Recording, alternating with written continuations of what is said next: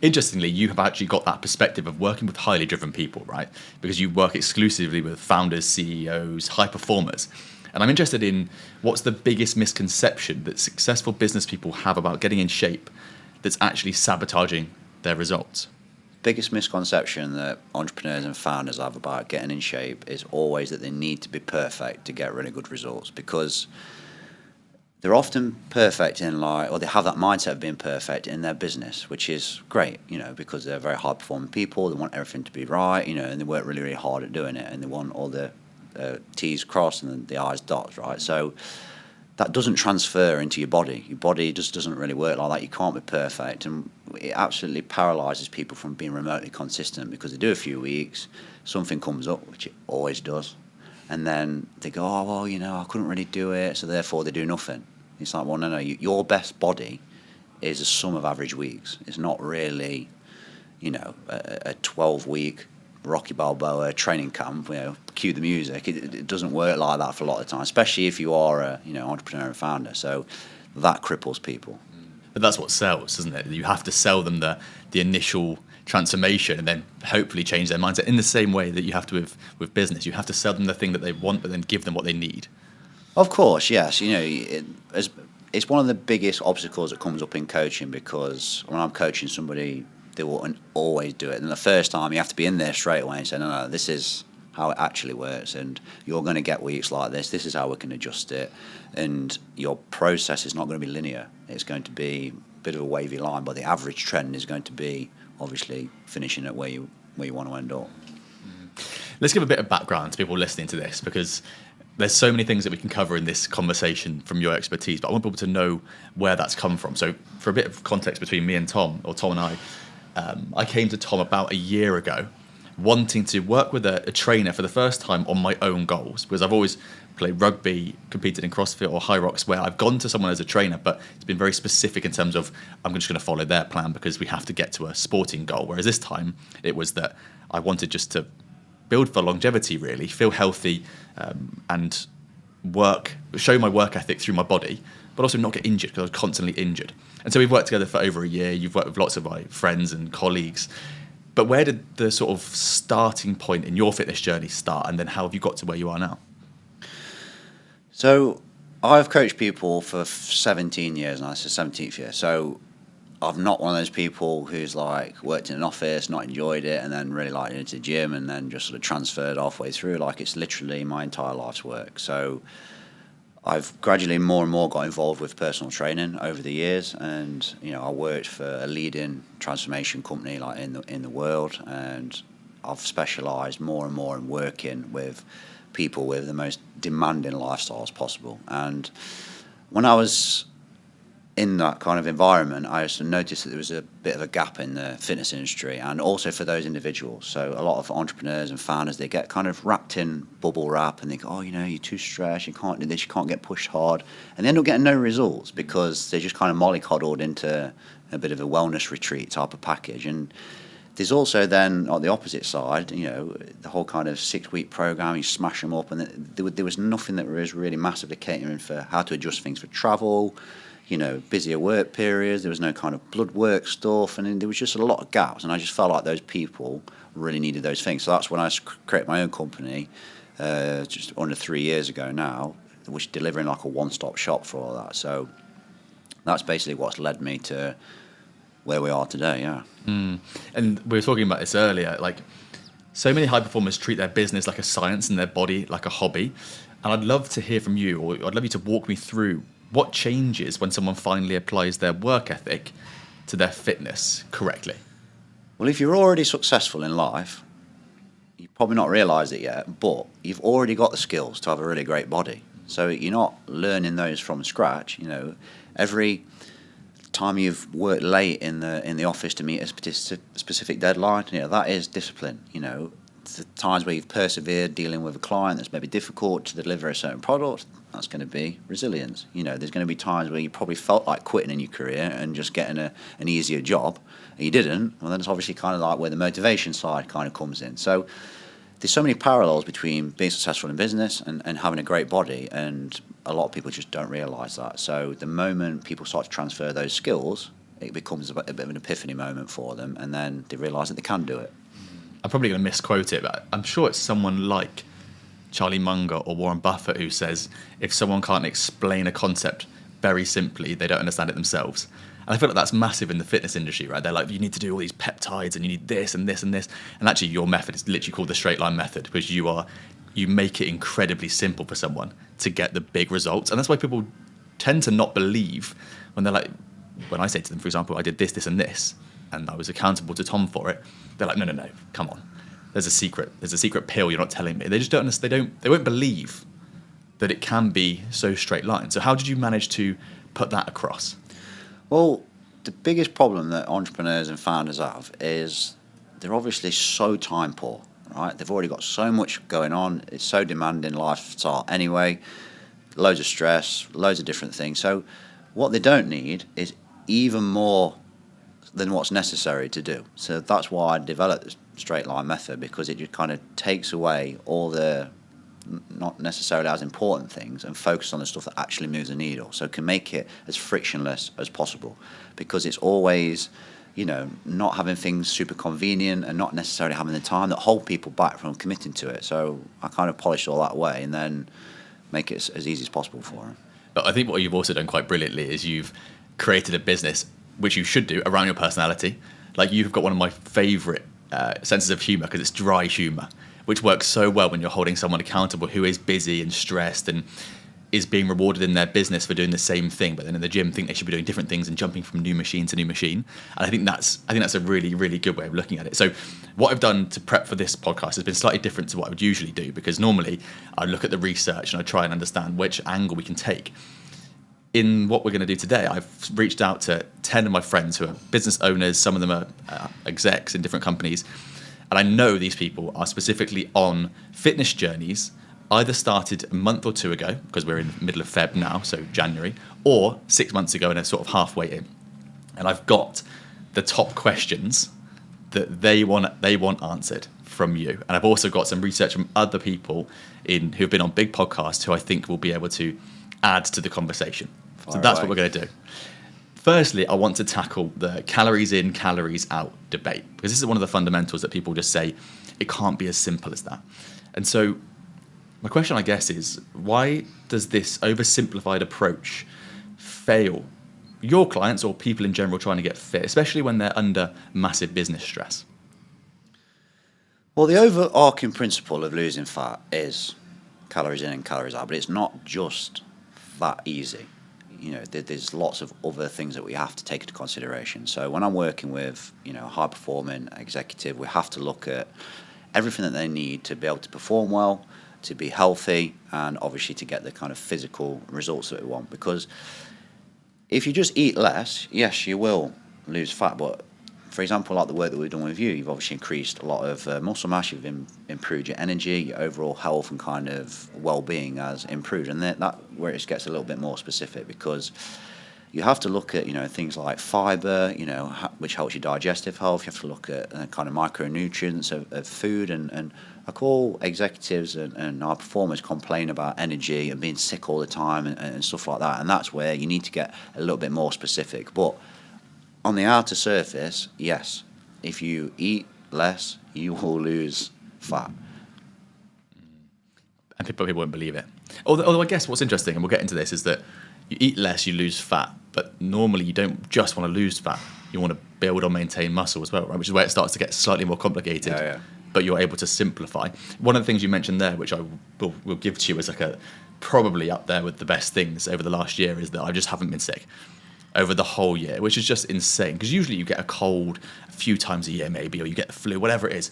Not at all for the last year. And I've travelled for 15 weeks in the last year, whilst also hitting the goals with you.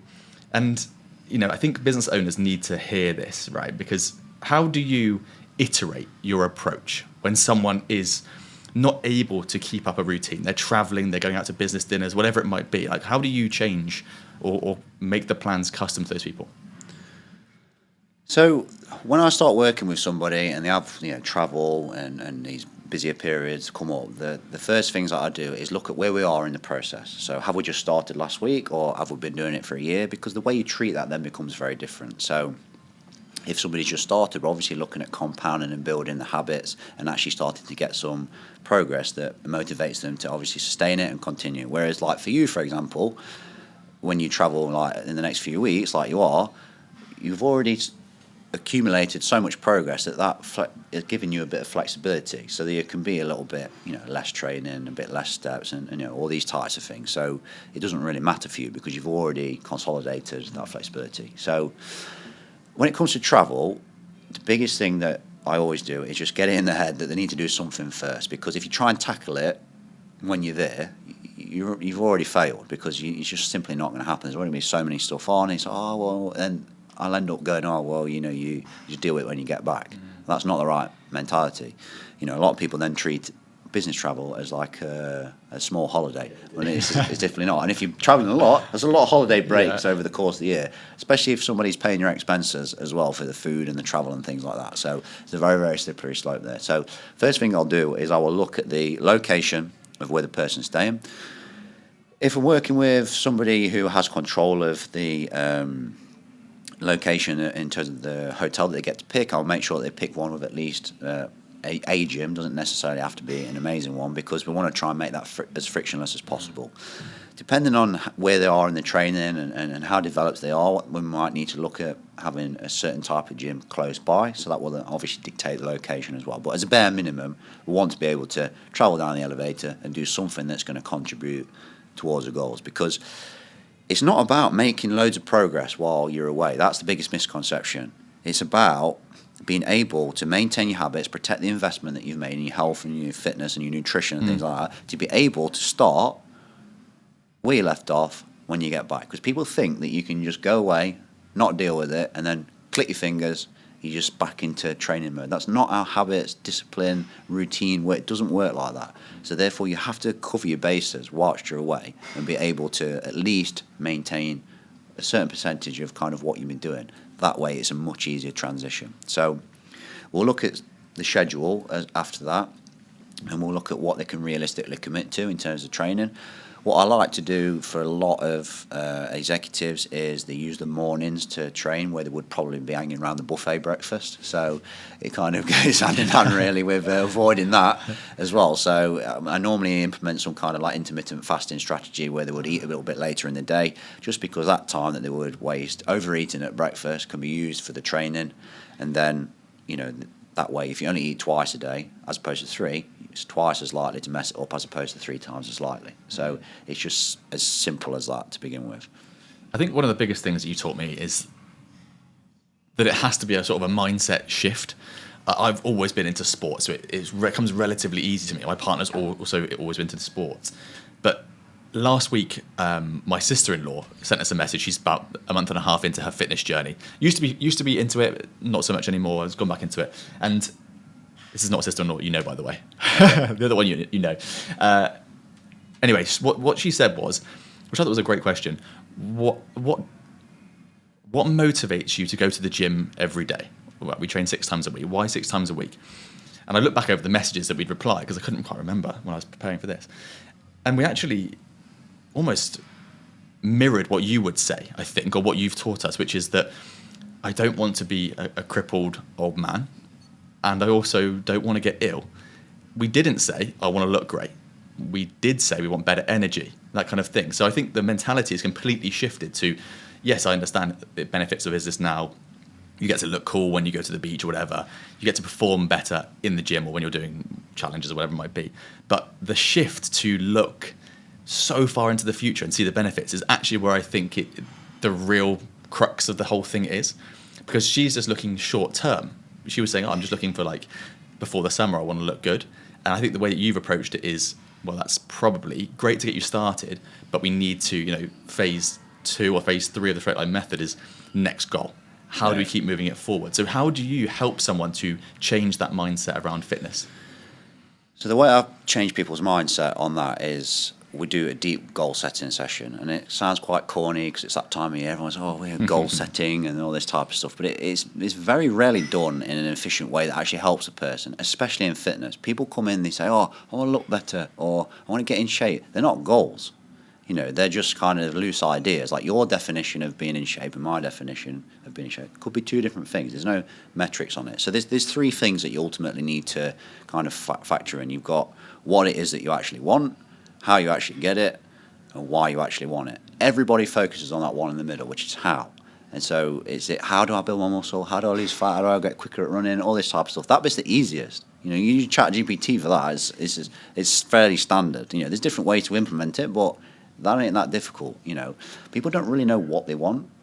So just saying, I want to get in better shape, again, doesn't really have a definition. You have to really define what that actually looks like, because the amount of people that I've worked with, and they tell me what they want, then I start asking them questions, then we get to the crux of it, and it's completely something different than what they said. So therefore, it's good to know exactly why you're starting that journey in the first place. Then you have to look at why you want it, which is a more longer term thing, right? How is it going to benefit your life? That's the biggest question that I ask people, because if you can't really answer that question, the moment it gets difficult, what do you think is going to happen? You're going to stop doing whatever it is that you're doing, right? So that's where we look at what do people's health want to be like in X amount of years? Do they want to be doing this to spend more time with the family? Do they want to be around longer? Do they want to do, certain challenges or anything? And it can be completely relative to the person. I can't do it for them. I'll just go through it with them and say, right, you need to go away and think about this, because these are your goals. They are not mine. And a lot of personal trainers make the mistake of saying, like, this is what your goals are. It doesn't work like that, because that doesn't motivate them. So once they understand why and how their life is going to be better from it, you can then start to look at, obviously, putting metrics on it and start to work backwards from there, because the goals always dictate the process. Which makes complete sense. I think it's such a good way of doing it, because as we now know, I'm not motivated by getting a six-pack. Like it just doesn't. That's by accident, isn't it, though, mate? Happened by accident. Yeah, I'm just so good at sports. No, but it's just interesting. Like that was a great motivator, but to maintain that the whole year round, that wasn't a motivator enough for me. So we changed it, and then I become able to almost give my goals, which I think is a really good point, because so many people, I think, just get into fitness or get into shape because they think they should, and then they get close to their goal, get their first goal, and then they just drop it.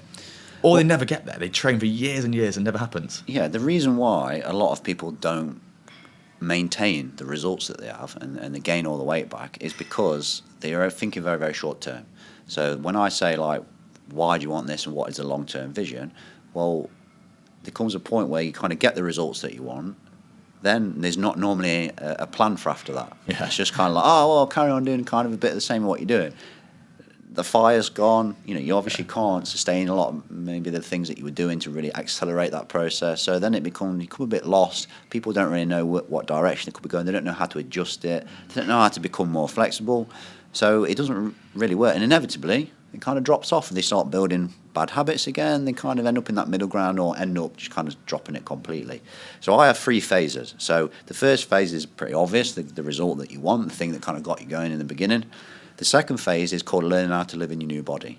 So it's such an underrated skill to actually stay the same. And the fitness industry doesn't really talk about that much, because I think everybody is capable of doing a 90-day amazing training program and getting great results, like very, very unrecognisable results. But can they stay roughly the same towards the end? Because that's where you're looking at, how do I go out and do social occasions? How do I travel? How do I have a holiday? What does it look like when I get sick? What does it look like when Christmas comes? All these types of things, because they're very big obstacles that you kind of push to one side a lot of the time when you do these 90-day programs. But unless you truly learn how to deal with them, you'll never get over them. Then the third phase is setting new targets, because the reason why you're motivated in the first place is because you had that target, right? So your extremes in some ways become the norms over time. And you're basically going to go around that process again. So when you set a new target again, which is like what I did with you, right, is you say, right, well, this is what I want now, and then this is how my life's going to be even better when I've achieved it. And then you kind of go back around to getting the result again, learning how to live in that new body, and then setting a new target again. Because then you've got the kind of motivation that normally drops off, because you've got a fresh thing to go at. And what a lot of people make the mistake of as well with that is they think goals and new targets are always like, it has to be a marathon, it has to be a run or a challenge or a specific. It doesn't. It can be anything. It can be something specific to the gym sessions that you already have. It can be, maintaining a certain thing for amount of time. It's wanting to be able to sleep better. It could be anything. But and that's the thing, is that the fitness industry pushes a lot of these sort of preconceived goals on you, when in reality you need to think about what it is that you actually want. Yeah. And I would say that phase 2 is really hard. Like learning to live in your new body when you're not. It's a lot harder than you think. Yeah, because I liked the bit of like go all out, like low calories, train really hard. You get the goal, and then the next phase I found really hard, just to inflate your calories a bit more, but you don't look as good, you don't feel quite as good as you did. Well, I felt quite good when I was on low calories. Most people I think don't. And then that transition of like trying to lift heavier weights, it was just so different for me. I think that bit is really interesting. I imagine people struggle with. So a lot of executives, they come and they say the same thing every single time. I'm either all or nothing. Oh, really? And then they look like nothing. So whatever they're doing, we can safely say it's not worked. Because if you don't spend time like pivoting and trying to adjust and staying the same, you'll always be nothing. So you're going to get the all, and then you're going to obviously need to stay there, and then you can get an all again or whatever, how many times you ever want to do it. So that is a reason why people say, I am all or nothing, and then they fail at it because they've just quit. So when you learn how to live in that new body, it's actually such an underrated skill, and it's like you say, and it's so valuable, and that's the reason why you've been able to, kind of keep up. And you're never going to keep up the peak, but what you don't want to do is get up here and end up all the way back down here again. You want to kind of stay in this ballpark as for the foreseeable, and then you can switch it on again if you want to do another block or anything like that. So the ball's in your court then. But the main thing, like we said earlier, is that if you've got more energy and you're not getting sick, you can maintain it quite easily. And then, like you say, you're probably 6 to 8 weeks out from your best. Yeah, you see a lot more benefits. Yeah. That's the thing, because the more value you get from it, the more obvious it is that you need to obviously keep this up, right? Because if it's just, how you look with your shirt off, when you've got your shirt on, there's no more value there, is it? Yeah, or during the whole winter. Yeah, during exactly. a cold country. Yeah, exactly. So that's why it's a very short-sighted way of looking at it. So as long as you're aware of the physical benefits, or setting it up so you get the physical benefits, like more energy, better sleep, which carries over into your productivity, your business, your relationships, all these types of things, then you start to step back and say, oh, actually, like, there's been a lot of changes here. Yeah. And I always try and make people quite aware of that, because I ask people every single week, what are your wins, or what's happened this week, and they'll say little things like, oh, so-and-so noticed that I changed this, and I was feeling better, and my wife's commented on like how much energy I've got at home and things like that. And I was like, well, they're like huge things, because like it's easy for us to worry about the building the arms up and things like that, but like having those things happen as well is actually such a massive win. Yeah. Because like I say, the physical part's easy in my experience. Yeah. Having a much better quality of life is something that obviously goes way beyond just picking up dumbbells. So I think that's a really clever way of putting it, though. And really, this is a topic of motivation, isn't it? Intrinsic, extrinsic. Dr. Stacey Sims, when she was on a podcast talking about a similar topic, she talked about why women lose muscle instead of fat on standard plans. And I was interested in talking to you about this, because some of the people that I've asked are females, and they had a question around what are the biggest gender-specific mistakes you see founders making with their training? So the biggest mistakes that founders make when it comes to kind of the gender-specific side of training is they try and pigeonhole themselves into needing some kind of massively unique, special kind of plan. And a lot of founders, like we've experienced already, are either all or nothing. They're not really experienced in the training, so therefore, like, currently they're operating on not really doing anything. So in those initial stages, it doesn't need to be really that specific, unless you've got obviously some kind of pre-existing conditions and things like that. Like, you can do very, very similar things from both man and a woman. In my experience, training both men and female, is that women tend to recover a lot faster, because it's very difficult for them to push themselves really hard and contract the muscles very hard under a lot of load and fatigue themselves. So, for example, if I gave a man and a woman, this is purely stereotypically from my experience, 8 reps on the hack squat, a man would normally be dead on the floor and like almost being sick, whereas a woman, they kind of do it, and then it'll look hard, and they jump up and they'll be like, oh, what were you doing yesterday? Like talking like after it. And I'm like, no, like it can't be been that hard if it was. So that is a thing that has to get over. So you can often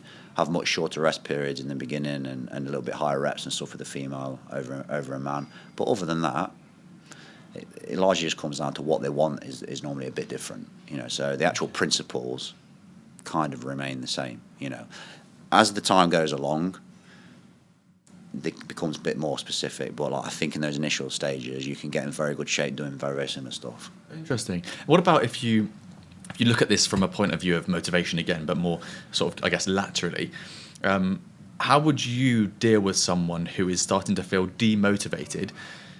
Specifically, these questions come from some of the women I've spoken to around not losing fat in the specific places they wanted to, and therefore they're starting to feel like, I'm not going to keep going because I'm losing fat here where I wanted to lose it here and whatnot. Well, first things first, it's eventually going to go. Sure. Isn't it? Like, you can't just stay in one place.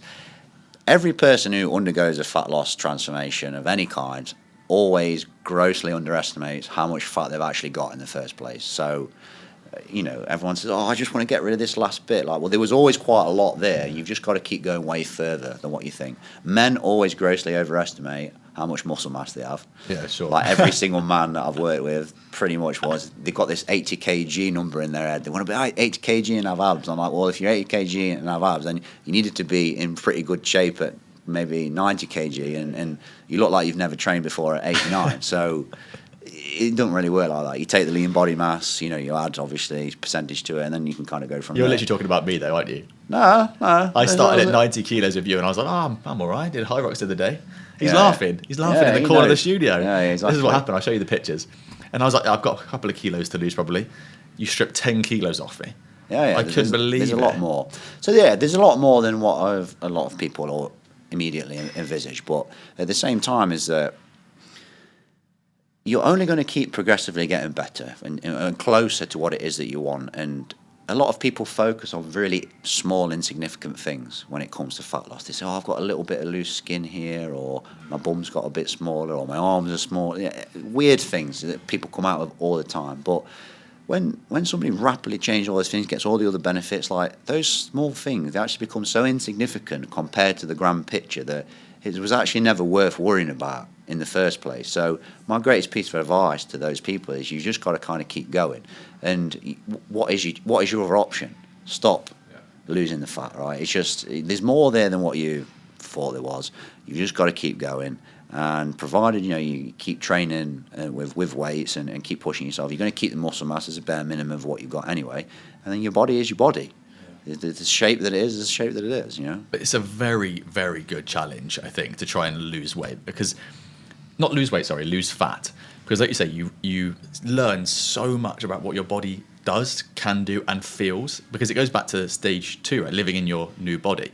I found it so bizarre to live in a body that was like 7 or 8 kilos lighter, but stronger. And that really showed itself in things like pull-ups. Like pull-ups were so much easier. Running became so much easier because I'm not carrying around that extra, it's like, quote unquote, muscle, which wasn't muscle. It's like putting a weighted vest on now and then carrying around for the rest of the day. Yeah, exactly. This is why I want people to do it. I really think it's just such a good thing to learn, because your body doesn't go back the same way. You have control when you do it. That's the thing, because there comes a point where we've all been a bit out of control, and if we don't have the knowledge to get back in control, then that's where it spirals over and over again, and then a busy period comes, an injury comes, sickness comes, and then before you know it, you've gained 10 kilos, whatever, maybe more, in a year, and you start to not recognise yourself. That's when a lot of founders, when they start to reach the age of 40, they're watching their youth slip through their fingertips, they're becoming unrecognisable anymore, and then the biggest mistake they make is they then go back to what they were doing when they were in their best shape in their 20s, and it simply won't deliver the same results anymore when you've got another 20 years on top of that. It's just... So when someone who's listening to this perhaps, and they're thinking, I've got 90 minutes to 120 minutes a week, and I want to maximise the output I can do, what is the minimum effective dose for actually building muscle and losing fat? Well, if you've got 90 minutes a week and you want to build as much muscle as you can, the first thing you've got to do is, I would probably break it down into 3 lots of 30 minutes. Now, these 30 minutes, they're going to have to be very intense. There's not much going on the phone, checking emails on your smartwatch, anything like that. And you have to train the muscles at least twice a week. So, you could train 3 times, but as a bare minimum, you would train them twice. And from the research that we've generally got, it's going to be around 10, 12 total working sets on each muscle group. Now, 90 minutes is not a long time to do your entire body, so I'd probably, if it was me, I would just focus on what you really, really wanted to work on. So I'm talking stereotypically, a lot of men want more upper body than they do the legs, so I'd make the vast majority of it upper body with some legs, and maybe vice versa for a woman if that was their goal, whatever. Because you can't cover absolutely everything in 30 minutes, otherwise it becomes basically a cardio workout, and it's not going to be necessarily building muscle that much. So you're going to have to take your last working sets to pretty much muscular failure, or as close as you can to get it, because this causes the greatest stimulus in the muscle, and that is quite a big learning curve for a lot of people, because as you've experienced yourself, what you thought was hard in the beginning, you're actually capable of doing way, way, way more than that, right? And that's why I always ask for video feedback. I often try and get people to come into the gym and obviously train with them as well, so they can truly see. Once you've got that 30 minutes really, really dialed in, you've got to track all your weights. And there's obviously only going to be so far that you can go within those 30 minutes, but if you've got the right nutritional interventions, you can still make quite a lot of progress around that. In terms of, obviously, the fat loss side of it, is, as we discussed in the beginning, we've got calories in and calories out. So the calories that go out of our body, part of that is exercise. So if we're exercising a lot less, that means that our total daily energy that's expended comes down. So that means, for example, we just throw some arbitrary numbers out there, right? Let's say, for example, if we expended 2,000 calories training only 90 minutes a week, and then doing all our other normal stuff, and we then consumed only 2,200, then obviously we'd be in a 200 calorie deficit, right?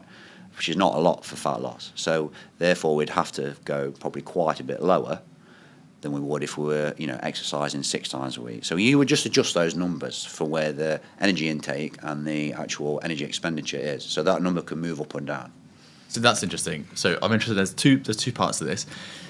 Multiple times a week, I think back to year 10 PE, and my PE teacher called Mr. Gordon, who had a fantastic mustache, talking about DOMS, so delayed onset muscle soreness. How long should someone wait between training the same body parts? So, for example, you'd upper on a Monday, so you're doing your chest or whatever. Some people would go back in on Wednesday and do upper again, but delayed onset muscle soreness would make that more painful. Should they be doing that so quickly together? And the second part of that question is, what is the not perfect? What's your ideal calorie deficit for someone who's trying to lose weight and doesn't want to take 10 years to do it? So in terms of how long you should take in between your sessions, there isn't an arbitrary one-size-fits-all number. What you do need to look at is obviously your well-being. So if you find that you feel super fatigued, your joints hurt, muscles are super painful, chances are you're probably not recovering long enough, so therefore you probably need to leave it a little bit longer, or make some nutritional changes, things like that. Aside from that, what you can look at is the actual performance in the gym. So if you're continually getting stronger, and that's why I always recommend people track the actual weights that they lift, then you're surely recovering enough, right? So therefore it doesn't matter if it's been 48 hours, 36, at that current moment in time, it's enough. Obviously that can change. If you have a week of very, very poor sleep, that's probably going to come down. But if you're continually getting stronger, then you're recovering enough. So a very good rule of thumb, if you want to put anything in there, is going to be 24 to 48, maybe to 36 hours. So as long as you can give it sort of a couple of days, you should be totally fine. And then what about the calorie deficit? Calorie deficit, again, you've got two types. You've got a very small one or a very big one. So there's pros and cons to both. A very smaller one is easy to stick to, right? Because you're probably not going to get as hungry. But the actual rate of progress is very much slower. So therefore, it might not necessarily be as motivating for people. You can easily mess it up. So if you have a few extra pints at the weekend and a kebab, that tiny deficit is gone very, very quickly, right? So it's very fragile, right?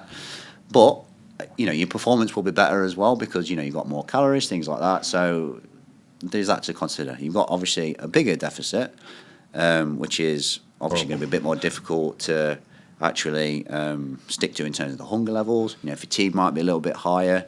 You risk obviously losing some muscle mass, but obviously the results are very, very, very fast and much more visibly noticeable, which will motivate people and obviously give them proof that it's working. Therefore, they're more likely to be a bit more consistent about it. So you can alternate between the two, which is people think, I have to be one or the other. You can kind of find a sweet spot in the middle, which is what I like to do, because you kind of get a little bit of best of both worlds. But the way I would monitor it from a very, very simple perspective is when you're looking at losing fat with a lot of people who have a lot of fat to lose, more to the obese, then you're going to lose between 0.5% or 1.5% of your average weight per week.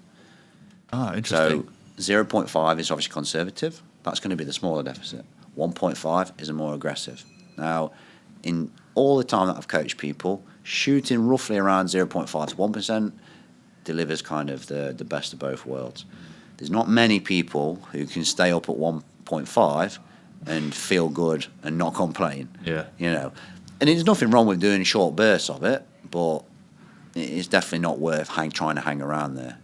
Every person that I give a plan to, at some point will have obviously gone a bit over what I've given them, and therefore they turn around and say, oh, well, I made even more progress this week. I'm like, well, it's not quite that simple. Just give it a week, and I'm pretty sure that it's going to start to hurt a little bit. And then inevitably they come back around, they're like, I'm a bit hungry now, and I'm a bit fatigued, and sleep is struggling, stuff like that. So. Well, like you said earlier, it's an accumulation of good weeks back to back to get the results right, rather than a really good week and then quite a bad week. It has to be just back to back to back. Everybody's motivated in different ways. This is what a lot of people don't understand, is for some people 0.5% is the best thing for them. They like it a little bit more conservative, it's a bit more flexible. They're not worried about spending longer doing it. Yeah. That's fine. But on the flip side, there's some people that doing 0.5%, they're not going to be into it at all. Like, my goal is when I work with somebody is obviously to give them what's both safe and effective, but also gives them a very high enough return on investment for them to feel like they're getting really good value from it. And finding that sweet spot for a lot of people is quite difficult. How many transformations do you think you've done over the last 17 years? Or how many people have you coached? If you had to guess, it's got to be 1,000 or more now. I reckon, maybe 200 to 500, maybe. Oh, really? Okay. Yeah, maybe, yeah. It's hard to know. I've done so much. Sometimes I've done group sessions, I've done, so much stuff. So you mean 2,000 to 5,000 rather than 2,000 to 500? I reckon maybe 1-to-1 in that ballpark, yeah. Wow, okay. So there's no. It's quite obvious why you're able to get the results you get. You're around high performers, so it's also not difficult to see why when you've gone in your own business over the last 3 years, the business has done so well because you're around people that are really good in business as well. So you've got a double-edged sword that you're in a positive way. You're able to see how the business works and able to see what the people who tend to get the best results are, what they're doing. So my question to you is, what are the traits that the people that get the best results and are able to maintain them tend to have versus the ones that either don't get it or just never get the results they were looking for? Well, the first thing is going to be they're able to do an adequate training session on their own.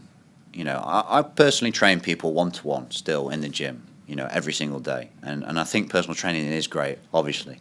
But I always encourage people to do some kind of training on their own, because then when they can travel or they missed a session or they need to do extra stuff, they're able to do a sufficient training session on that, so they can stand on their own 2 feet. It's the same with the food.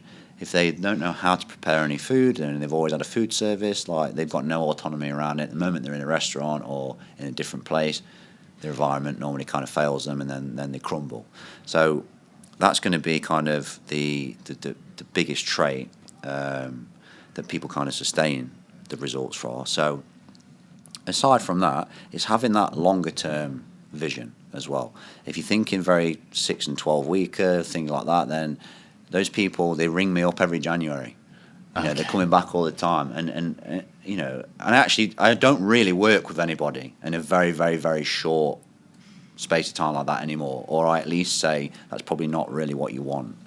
I obviously list people's problems, but if somebody says, I just want to do a 6-week blast, I'll be like, right, why? And then when it turns out when they go through why, I'm like, well, the 6-week blast is not really problem. It's the other things outside of that happens after it. So you might be able to do a 6-week blast in the beginning, but there has to be a much longer term plan in place and accept the fact that there is a middle ground in all of it, and then they don't suffer the whole all or nothing kind of mentality, because stopping and starting over and over and over again is super frustrating. And there's only going to be so many times when people do it, and then that getting started again every single year as you get older and older and older becomes way more difficult. So you need to get that out of the way quite quickly. I guess it's the same in any coaching, isn't it? If someone comes to you and they think you've got a magic pill, and by just working with you and having them having you in their corner is going to get you the result, it's already not going to work. They've already missed the entire point. Yeah. So if someone's listening to this, and I'm sure there'll be a lot of people listening who would want the answer to this question, if they want to lose 20 pounds, I don't know what the conversion is to that, roughly 10 kilos, 8 or 9 kilos. Call it 10. Cool, okay. If they want to lose that in the next 3 months, so before summer, what's the protocol you would give them to follow? Okay, so as a bare minimum, we need to get, obviously, a certain amount of calorie deficit. Do you mind if I get my calculator out? Go ahead. So this is a very arbitrary way of looking at it, but we would need to create. So we've got 10 kg. Yeah. Right. We know that roughly, this is how I would work it out, is 7,700 calories in a kilo of body fat, right? So times that by 7,700. So we know that 77,000 calories have to kind of be burned. Yeah. So we divide that. What you say? 3 months. 20 pounds. Yes, but over 3 months. Yes, sorry, right. So that means we've got 90 days. Right. So that means that you need an 855 calorie deficit per day. Right. So, for example, if somebody says like, "Oh, I want to go like super slow and I want to be like gentle with it," it don't matter how you do it. You need to be aggressive quite quickly. Yeah. So the sooner you get that in your mind and get those numbers in place, so that's going to be the deficit sort of size. If it were me, I'd round it up to 1,000. Give yourself a buffer. Okay. So you need 1,000 calorie deficit per day from your maintenance. So on top of that, I would do as much walking as you could. 10,000, it kind of roughly burns around 500 calories per day. It's going to change a bit over time. It's very difficult to monitor that actual number, but it's a very good insurance policy that you are obviously going to keep expending energy, because as time goes on, your body is quite smart, and what it will do is it will make you slow down a little bit. You move around a little bit less. You obviously get a bit more tired. If you think about doing a really, really hard training block, when it comes to like, wanting to reach for something or squat down for something, you think, oh, I could do without that, So it will adapt in some way. So the steps actually slows down that negative adaptation quite significantly. Because it's easy to because recover. You're like literally, I need to keep moving. But why steps over running? Well, steps are so easy to implement for a lot of entrepreneurs and founders, because it doesn't really matter how many blocks of time that you do it in. Because if you want to do like a 30-minute zone 2 cardio session, that means you're probably going to have to either be going for a run outside or maybe going to the gym. It has to be 30 minutes. Okay. Have to have a little bit of warm-up. It's quite a specific block of time, right? So with the steps, you could do however many blocks, and it could change every single day. It don't matter that much. It doesn't change enough for it to make a significant difference. So it's very easy to implement for a lot of executives and entrepreneurs. And I've got a lot of clients that have the walking pad, for example, in their office or at their desk, and they can double up on that, and without having to spend more and more time in the gym. Because that is one of the biggest issues that a lot of entrepreneurs and founders face, is they're worried about spending 6-10 hours in the gym, and quite rightly so. But you don't need to spend that amount of time in the gym to get really, really good results. So we've got our deficit, we've got our steps. We then need to look at, I would say, a minimum effective dose to give yourself a bit of an insurance policy that it's going to work. Is that I would give yourself 3 hours of training a week. I would train full body, because let's say worst comes to worst, you miss a session, that means you've still covered your bases, that twice a week for the muscle building, but you've also trained all the muscles over the course of a week. I would then tailor 50 to 75% of that session solely towards the areas that you want. So that might be upper body, might be lower body, arms, doesn't really matter. But I would cover your full body, but just kind of change the percentage of it. So what I like to do for a lot of the transformations that I work with people, I might do 2 leg exercises, and then it's going to be between sort of 4 to 6 for the upper body. Okay, and that's realistic for the next 12 weeks to lose that amount. But also you spoke about you would increase protein, right? Because that helps with recovery, but also has a thermal effect on your body, which helps the muscle, the fat loss process. Yeah, so eating protein has a higher thermic effect in terms of burning calories to absorb it than any other macronutrient, right? That doesn't mean go out now and start smashing T-bones, but yes, if you're increasing your protein, that will obviously expend a bit more energy, but at the same time is that if you want your muscles to grow, then they're going to need a surplus amount of protein anyway. You're obviously going to be doing a lot of training, which means that you're going to need to have a greater amount of recovery than you would if you were doing nothing, right? So your demands basically come higher when you start to do stuff like this. So therefore, that's why it needs to go up. Okay, cool. So that's the 12-week plan. I think that's so perfect for someone to try and follow.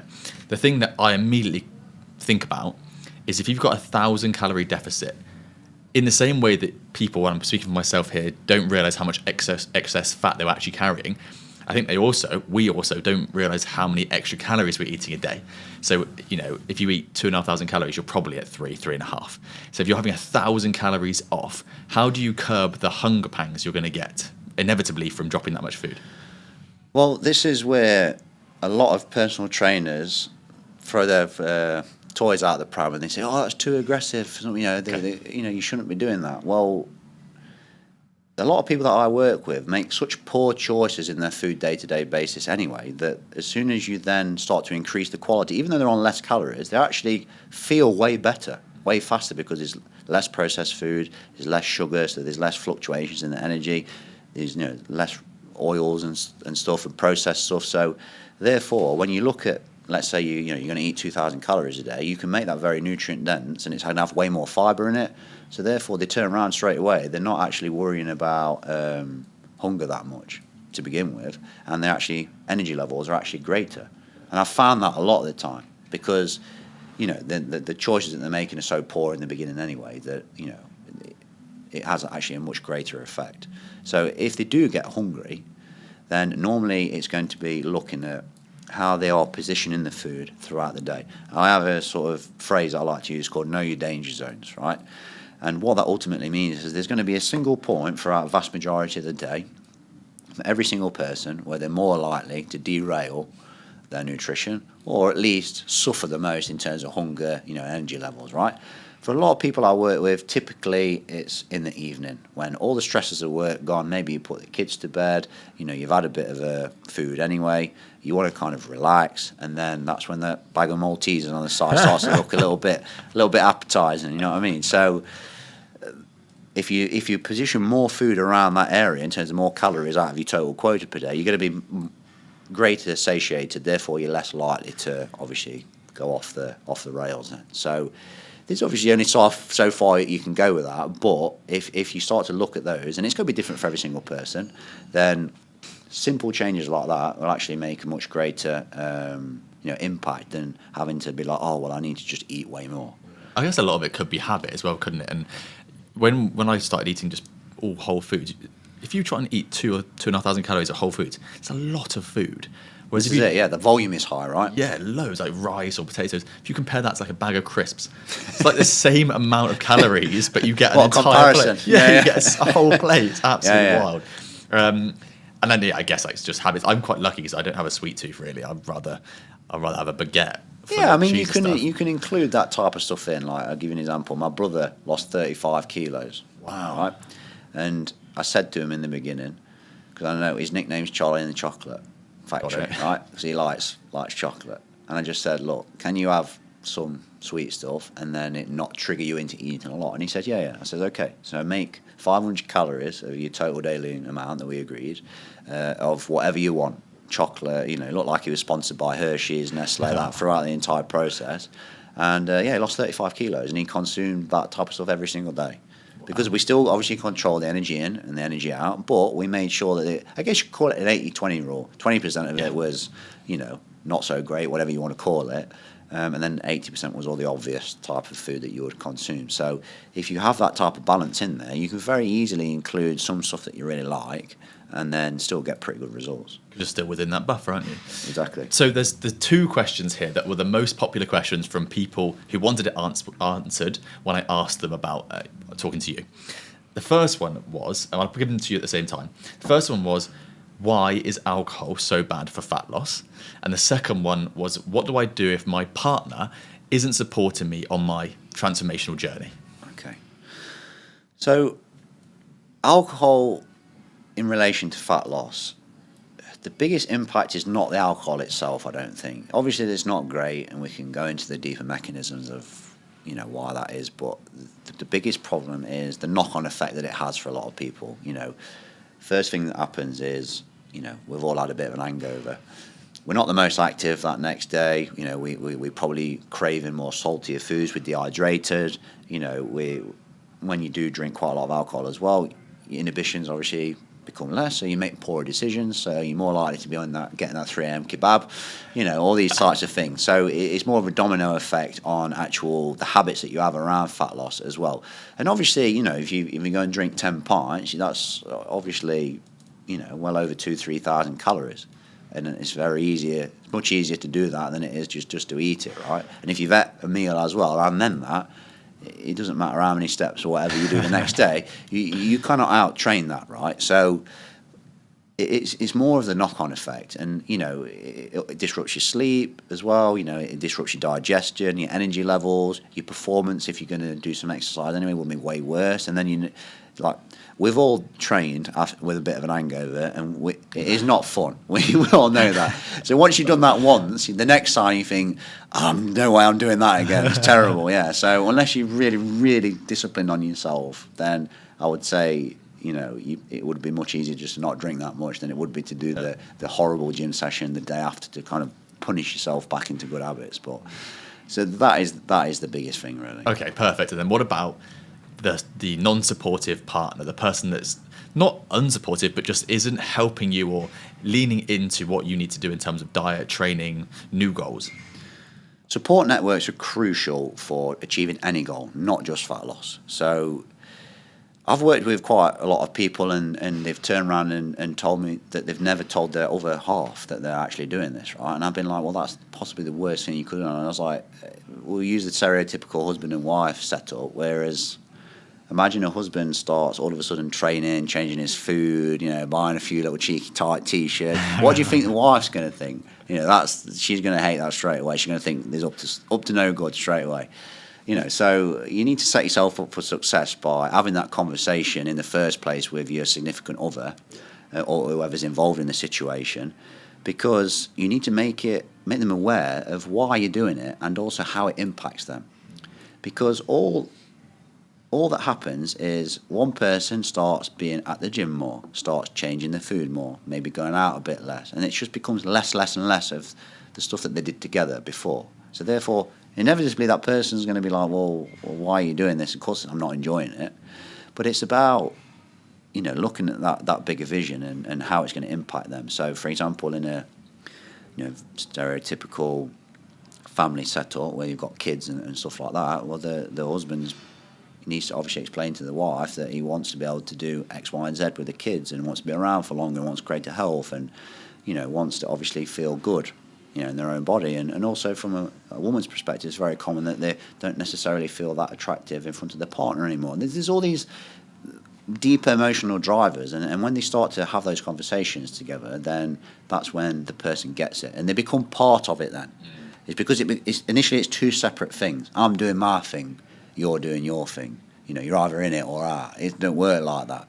So you also have to get your partners involved in a little more of ways, like, can you do some walks together? Can you maybe do a few little workouts or stuff together? Not like maybe as intense as that or as full on, but can they be involved in a little bit as well? So you're involving them, and you're also explaining to them why it is actually going to be a benefit to them, and you're just sort of explaining what the impacts are for them, and also trying to make it as frictionless for the other person. If you turn around to your other half one day and say, oh, you're going to make me all these meals and I'm going to be out of the house all the time, of course they're not going to be happy about it, right? Like, can we make some food together, and can we do this? Like, you can't just be completely selfish about it, and that's what happens a lot of the time. They make their mind up. I'm going to do it. I'm going to go Yeah, ahead. yeah. And, Yeah. You do your thing, I'll do Yeah. mine, and then inevitably they're going to clash, right? It's perfectly normal because it's just a rapid change overnight of habits and time, which, as we discussed, a lot of people are time poor anyway. When you've got like kids and a job in the situation as well, that obviously then puts a lot of stress on the other partner, which of course they're going to be like, well, that's not what I signed up for. You know, we're supposed to be doing this together. This whole kind of family dynamic and life, and it just becomes one-sided. Yeah. Well, I guess what comes into that conversation as well is the starting point in terms of base level of fitness. Because if they're not exactly the same, one person's always going to have a bit more of an inkling into making a transformation because they know I'm already pretty fit, I could get there quicker. And one person might have never trained before. That might not have been something that brought them together in terms of similarities of why they are with each other. Yeah. So that must be something difficult, because if you've got a client where that you're working with the wife and she's been into fitness and the husband's never trained, his parents never train, his friends don't train, that I guess could cause a clash. It could, but at the same time, you can talk about this in business as well. Like, we have what's called the ripple effect, and that is when you are the way you are, you're doing all these healthy habits, then they start to kind of pass over onto the other person. It doesn't necessarily mean they're going to emulate you, but they're going to be more inclined to be involved in some kind of exercise with you, be a little bit better with the food and things like that. And so the more you are good with it and kind of lead that situation, it has a lot more positive effect on carrying over into the other person. But as long as the other person respects that that's your thing and you're doing it and it's not making the whole situation worse, then provided you've had all those conversations, then you should be totally fine. Communication is the biggest issue here, because people don't really understand how much of an impact the training time, the nutrition can have on their kind of personal life, if not monitored correctly. So have that conversation straight away, get the other person involved, and they're more than likely going to support you. And I'd add to that, don't let fitness become your personality. Yeah. So there's nothing more boring than when that happens. Well, this is the thing as well, is that like, if you don't have that grander vision of why you want to do it, you just become like, well, the only reason I do it is because I really, really like it. That's when you become a personality of fitness. Tom, one of your programs, and almost an unofficial slogan that I use when I'm talking to people about you, is becoming fit for purpose. And you say that you're going to build a body that reflects your work ethic. And I would like you to unpack that in the final few minutes of our chat today. What does fit for purpose as a body actually enable that a physique or a normal transformation wouldn't? Well, the whole kind of fit for purpose and building your body, building a body that reflects your work ethic was literally what lots of people said to me. Like, I wish I'd have come up with it because it's a nice tagline, but I just thought, like, how can I summarize the outcome for people? And I just thought, well, that's what they say all the time, because I've worked with loads of successful people and then they're smashing it in their business, and then they're like, this doesn't, it's not doing it for me. Yeah, people are just automatically like not into it, and their first impressions do count, unfortunately. And depending on what industry you're in, it has more of effect than others. So I started off with that, and then the whole kind of fit for purpose thing came off the back of it as like, so when I work with somebody, the amount of things that have come off the back of them just obviously changing themselves physically has been tremendous, and it's been being able to do more things with your children. It's been able to do activities, that you've never been able to do before. Like, I work with so many people that create financial freedom, but they don't create the body that gives them the freedom to enjoy the finance. So, like, if you can't ever go on a ski trip, you can't ever go on, like, an expedition, or you can't, go on a nice hike, it's pretty pointless, isn't it? Like, there's only so many cocktails that you can kind of sup on by the beach. So many brunches, yeah. Yeah, exactly. So it becomes somewhat pointless. And then, we live in a day and age where it is really, really important to deliver the best version of yourself to those who depend on you. And that might be your career, it might be your family, it might be both. It's relative to each person. So if the way that you actually deliver that best version of yourself and become fit for purpose, whatever your purpose is by obviously taking care of yourself. It's by, making sure you've got good energy levels. It's by being fitter, stronger, more present, all these types of things. And that's where the whole kind of fit for purpose program actually came from that I created. And I also then as it said on the tin, I did a fitness element to it, because before I never really did that. I obviously focused on the fat and the muscle mass, and then obviously the nutrition stuff, and the fitness was kind of very much a byproduct of just like, all right, well, if they like a bit of running, we'll stick it in, keeps them happy, and inevitably they're going to get fitter because all these things are changing. But then on the actual Fit for Purpose rapid fat loss program, I then put a fitness assessment at the beginning and a fitness assessment at the end, so they could see as well, the changes in the heart rate and how many reps they could do on the press-ups and all this type of stuff. So it was very, very measurable that they got fitter and stronger and more able as well at the same time. There's so many things I want to talk to you about, but one of the things is why you hate Apple Watches so much. But I'll ask you to write a bit for our newsletter, which will go out with the podcast. Just finally, Tom, if someone's listening to this and they're either thinking about changing their body or they're very early in their journey, what's sort of a one line or phrase you would give to them to help them on that journey? Who wants it? That's fair. I've heard that so many times over the last year. Well, what that actually means is just, you have to get involved in it, get stuck in, push yourself, and, challenge yourself consistently. But if I was to go on a more serious note, the one line that would, the one thing that a person can change is you don't need to be perfect to get results. It helps, but a lot of people get paralysed in this kind of not being able to commit to it, 100%. So therefore they go to zero, And my question is always going to be, what's your alternative? And if your alternative is zero, then of course, even if you kept up 60, 70% of what you're doing. So the way I look at it when I work with people, and I explain this as they go through busier periods, go through Christmas and birthdays, all these things, is you're going to alternate throughout the entire process between 100 and 60%, right? So you should never really go below 60. And 60% is probably like a couple of training sessions a week, 5 or 10,000 steady steps, some kind of controlled meals per day. That's not going to move you forward, but it definitely ain't going to significantly regress you. Then your 100% is where, you're doing all the obvious stuff, you're hitting your goals and you're doing all the measurable targets and all that type of stuff. Because if you stay within that ballpark, you will always have the ability to push forward very quickly. Because what happens is once you start to go down to zero, is people think that you can just kind of switch all your habits and everything back on. Everyone complains about, I've got no motivation, I've got no discipline.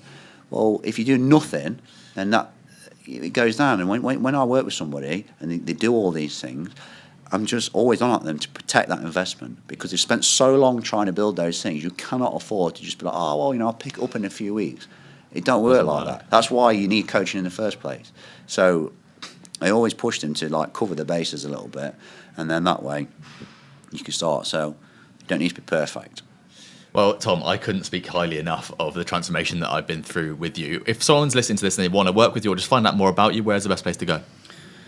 Best place to go is probably Instagram. It's straightline_PT. I've got a website as well that's just almost finished, and it's called straightlinept.ae. So any of those places you can contact me, and if you're really, really struggling, I guess they can go for you as well, can't they? Exactly, perfect. Well, I'm sure if someone's listening to this, they're going to get some amazing results, and you're there to support them as well. So thank you so much for your time. It's been awesome. Thanks for having me.